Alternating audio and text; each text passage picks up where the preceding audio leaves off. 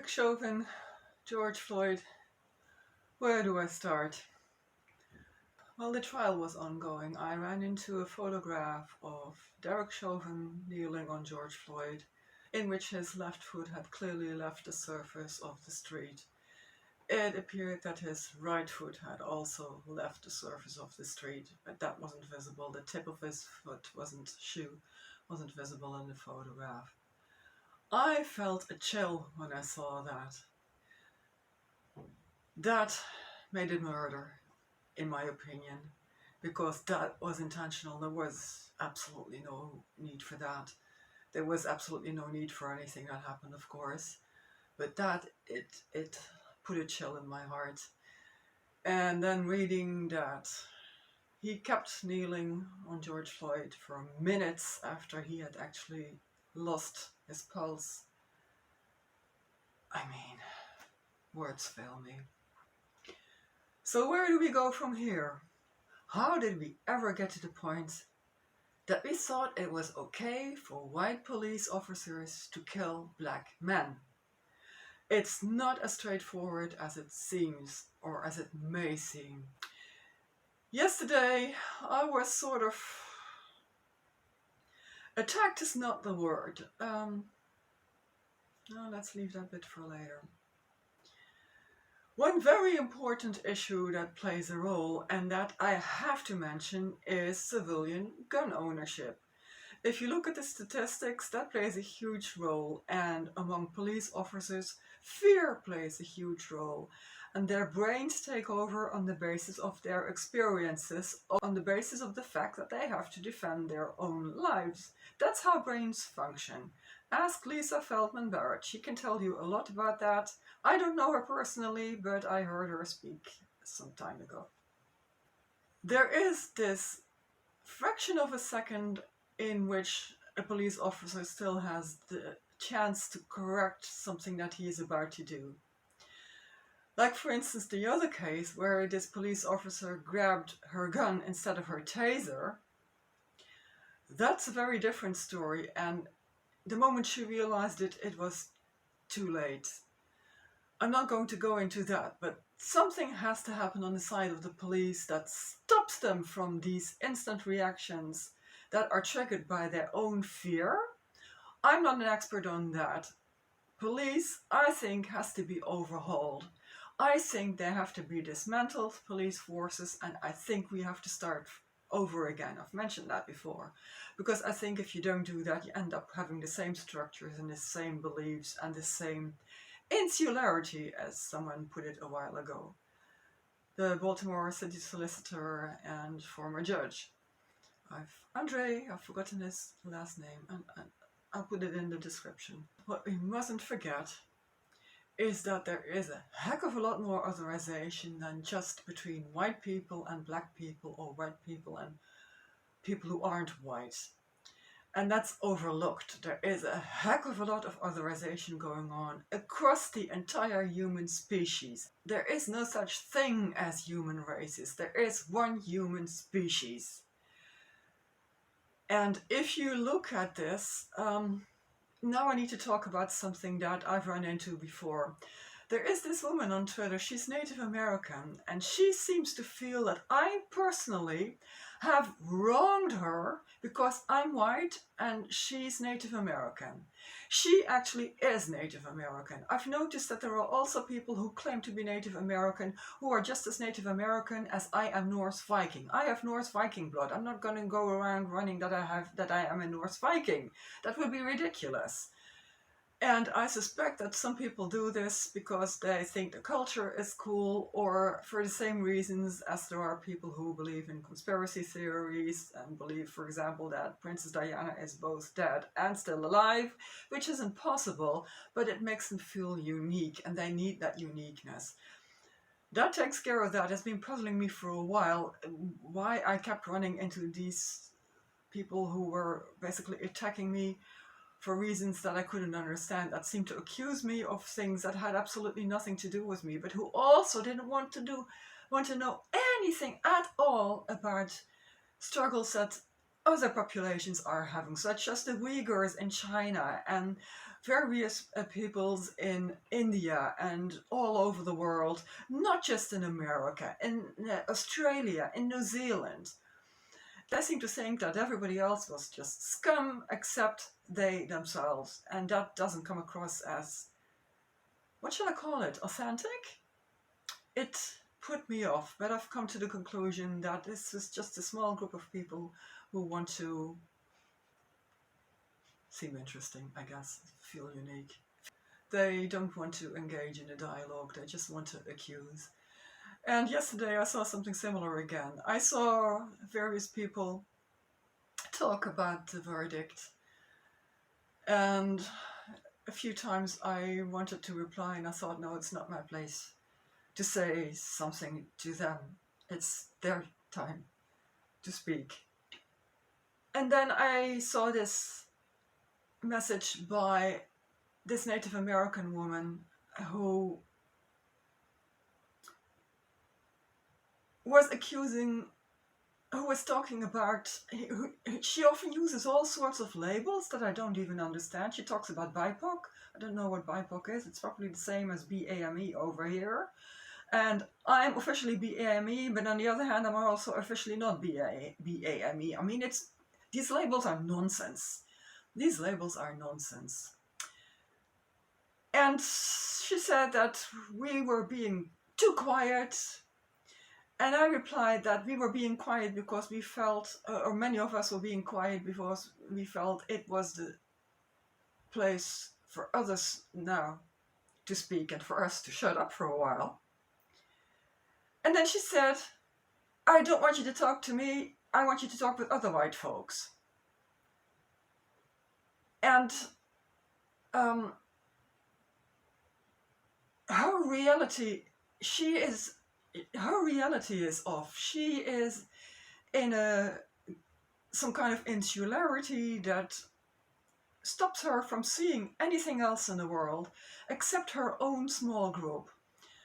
She runs a college. I live in poverty. I'm white, she's not. I have wronged her. How? I don't see that. When I encounter black people in the streets here where I live, I'm a migrant, I tend to think safe. When I see white people, I tend to think be alert.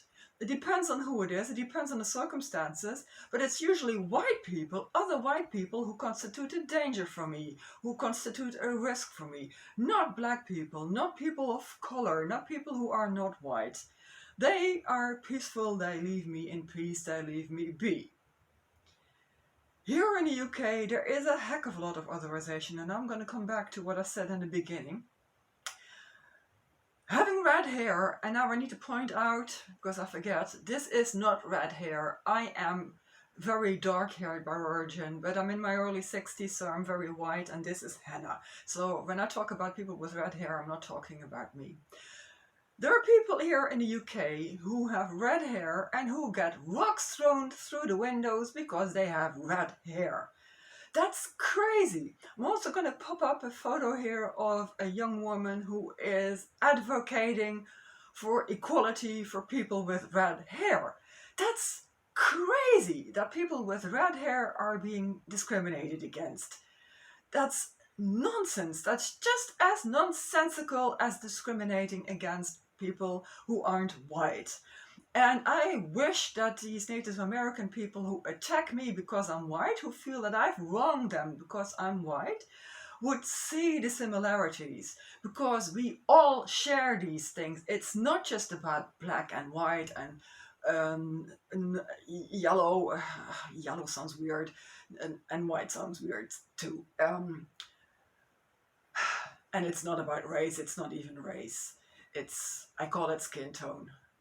I call it skin tone, and even skin tone is weird. In one of my books, I think, no, in my course, I mentioned that I used to have a friend in high school, and I never paid attention to the color of her skin. She was my friend, period. And I once went to her home and I was astonished was astonished to find that she had a very dark-skinned dad and a sister who was much whiter than I am, and she had a darker sister and she was somewhere in between. That made me aware that her skin tone wasn't as lily white as mine, but again, she had one sister whose skin was much whiter than mine, so skin tone is nonsense. But we do discriminate on the basis of it. And we have to stop seeing differences as reasons to otherize people. I'm going to talk about myself now. In the UK, I've been nothing, to a lot of people, nothing but a rotten banana peel. This started the moment I arrived here from Amsterdam. I am a thief, a drug addict, a liar. I tried to volunteer and I was told, it's not as if you get to handle money or drugs, you know. I handed someone my business card, someone who was associated with the same university as I was, and he literally recoiled as if I was giving him a poisonous snake. That's hurtful. That's really hurtful. I've been attacked, and people seem to think that it was my duty to be attacked, that I deserved to be attacked. Then I moved to another town where I became targeted. From the get-go, nobody knew me. I've had strange occurrences. I'm going to show you this. I mentioned some of that stuff in this book, and you have this book. You should read it for a change. In this book, I mentioned an occurrence that I should have mentioned in greater detail. A few years ago, on a Sunday afternoon, I walked down the street here, Kingston Road, and when I got I went beyond Kingston Crescent because I wanted to check something in a window, I think near cash converters. I walked back, and when I got to approximately Kingston Crescent, two young men said, "Good afternoon," or something to me. "Good afternoon," yeah. And I said, "Good afternoon" back, or whatever I said, and then they emptied a bucket with presumably water over me. I don't know whether it was water, I can only guess. Why do people do this? This is normal. This is seen as normal in England. This is seen as normal here. They don't do it because I'm not white. They do it because I'm white. They do it because I'm female. These two guys, they were male. They were young. I'm not young. There are so many reasons to hate people, to otherize, demonize people. People who are a little bit older are demonized, as The Guardian has called it, here in England. I don't know why that is so. I suspect it has something to do with the Victorian age and people are being expecting to produce children or whatever. I don't know. It's alien to me. It's quite alien to me, even though my own country is also quite ageist, the Netherlands. I pretended nothing had happened, and I walked home and took a shower and washed my hair just in case it hadn't been water, because it could have been urine. I don't know what it was. It clearly wasn't acid, because I would have noticed that straight away. There is a heck of a lot of that here in England. And like I just mentioned, people with red hair get stones thrown through their windows of their homes. People who have several autistic family members get really bad stuff. A guy from Iran who was a very friendly young guy, not even unattractive, his life got made hell for 7 years. He too had to move several times, just like families who have autistic family members and families who have red hair. And he eventually was killed and set on fire, and it was the city council and police and people around him who made his life hell. I don't know whether he probably wasn't officially Caucasian, but it's not about being Caucasian or not. It's about small differences. It can be as ridiculous as wearing glasses. I normally wear glasses, and I've had weird responses throughout my life every once in a while about wearing glasses. Why is it ridiculous to be wearing glasses? That's just crazy, so it never got to me. Same thing with anything else that people may think is ridiculous about me. People seek out these differences and use them as a reason to reject other people. But these differences, we need them. They enrich our lives, and without these differences, there would be no theater, no music, no books, no restaurants, no visual arts, no entertainment of any kind, no consultancies, because we would all have the exact same knowledge and the exact same abilities. Life would be incredibly boring. There would be no innovation because there would be no need for innovation. A great deal of the need for innovation comes from differences. Unfortunately, we also have the medical profession that has this idea of people needing to adhere to a certain standard. That needs to change too. It's not just police officers who have these strange ideas, it's the medical profession as well. I think a lot of young doctors are aware of that. Older doctors, maybe not so much. But here, me too, I am making distinctions that are not appropriate. There is between groups much more overlap than within groups. And that's something that we need to start seeing, and we need to start embracing these differences and not rejecting people. When Native American women hate me because I'm white, even though I'm on the other side of the world and have nothing done to them, even though their situation is much more privileged than mine, something is going wrong. I think I understand where this comes from, because I can tell on the basis of my own experiences here in the UK how much I have changed, how much I have started building walls around me, how defensive I am, how much on guard I am, on the watch out all the time, because of the patterns of expectations that I've built up over the years here in the UK. That's self-preservation. But we need to start making bridges. We need to start crossing these chasms.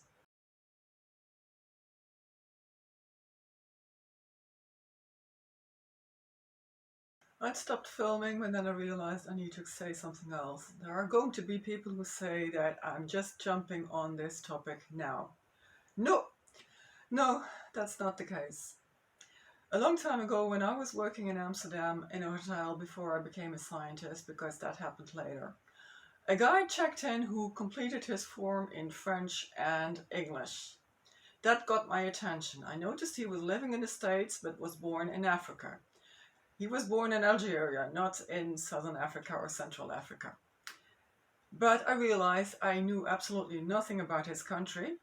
I went to the library, started reading books. If you start reading about Algeria, you end up in the south. I ended up in the south, and then you cross into other countries and so on, and I slowly became aware of certain issues. That must have been, again, it's a long time ago when this happened, how I somehow slowly got involved in the apartheid issues in South Africa. I had a subscription to a magazine called Amandla, and I took part in a demonstration once. And just once, I mean, I'm not a life-changing person in this respect, but it's not as if I'm just jumping on this bandwagon now. A long time ago, also actually in the same period, I had some colleagues. I remember meeting a colleague and thinking, oh, she's really black. It was the first time I'd met a really black person, and that was just like a kid sees things. That's what it was like that for me too. And 1 or 2 days later, I thought, oh, she's just like us. Um, that may sound really strange to some people, but maybe it's not. I don't know. Anyway, once it's too ridiculous for word, this skin tone issue from a white. How should I put this? The fact that white people discriminate on the basis of skin tone is too ridiculous for words. And I also had a friend who once told me that people were always touching her hair and that she didn't like that much. But we all have these biases. It's happened to me too, that I made a phone call and to a couple and about a car I was going to buy, and when the woman friend of mine answered the phone, I asked for her male partner. And later I realized that's actually also otherization. I assume that she knows nothing about cars. Okay, he was a car mechanic, and yes, he did know more about cars than she did. But this automatic assumption that you have to ask for the mill if you want to know something about cars, that's also a form of otherization. I've also had reverse authorization here in town. I once had a phone that in anger I'd thrown at the wall. Yes, it's the first time I'm actually admitting it because I've been exposed to a lot of hacking and sometimes it makes you so frustrated. And at one point I threw the phone at the door. And I checked with several shops, and I later realized to my embarrassment that I went to the shop in which they spoke very good English, and I ignored the shops in which they spoke a broken English. That's very embarrassing. But being aware of these things can help me avoid it. I don't know. Well, yes, I know how this came about. I became very badly otherized after I moved to the UK, and it got to the point that I actually found myself emphasizing, no, no, no, no, no, no, I'm not from Romania, I'm not from Russia, I'm from Western Europe.